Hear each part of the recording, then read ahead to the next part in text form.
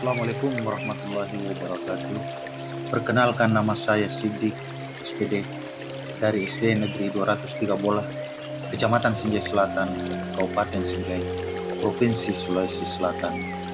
Kali ini saya akan melakukan aksi nyata dari pelatihan mandiri yang saya ikuti pada platform Merdeka Mengajar dengan menyebarkan pemahaman mengapa kurikulum harus berubah. Adapun tujuan dari aksi nyata ini adalah menyebarkan pemahaman mengapa kurikulum perlu berubah.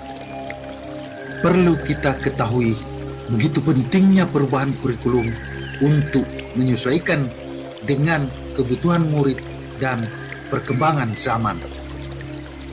Namun sebelumnya, mari kita lihat kembali apa itu sebenarnya kurikulum. Yang pertama, kurikulum adalah keseluruhan pengalaman belajar murid mulai titik awal sampai titik akhir. Yang kedua adalah kurikulum merupakan pedoman penyelenggaraan kegiatan pembelajaran untuk mencapai tujuan pendidikan. Selanjutnya, kurikulum diibaratkan jantungnya pendidikan.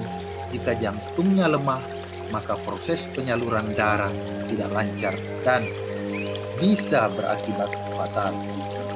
Ada beberapa hal yang merupakan isu kekinian menuntut satuan pendidikan menyiapkan kurikulum. Yang pertama adalah perubahan iklim, yang kedua teknologi digital, yang ketiga industri multinasional, dan yang keempat adalah transformasi budaya. Hal inilah yang menuntut satuan pendidikan atau sekolah menyiapkan kurikulum yang membantu murid untuk menghadapi dunianya yang penuh tantangan yang serba kompleks. Pertanyaannya, mengapa kurikulum perlu berubah? Jawabannya yang pertama, agar relevan dengan perkembangan zaman. Yang kedua, agar dapat memenuhi kebutuhan murid. Dan yang ketiga, agar dapat menyiapkan generasi cemerlang di masa depan atau generasi visioner. Adapun klasifikasi komponen kurikulum, yang pertama tujuan pembelajaran, yang kedua panduan pedagogi, yang ketiga panduan asesmen. Komponen di atas dapat digunakan dalam mendesain kurikulum dan pembelajaran berdasarkan kebutuhan murid. Selanjutnya, sebagai bahan rujukan dalam merancang kurikulum adalah kebutuhan, pendapat, pengalaman,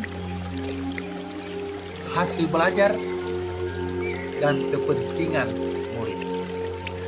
Adapun peran dan fungsi kurikulum bagi guru adalah perannya sebagai pedoman dan acuan dalam pembelajaran. Fungsinya untuk memandu dalam proses belajar murid. Peran dan fungsi kurikulum dapat kita optimalisasi dalam rangka satu, mewariskan nilai dan budaya masyarakat yang relevan dengan masa kini. Yang kedua, mengembangkan sesuatu yang dibutuhkan saat ini dan masa depan.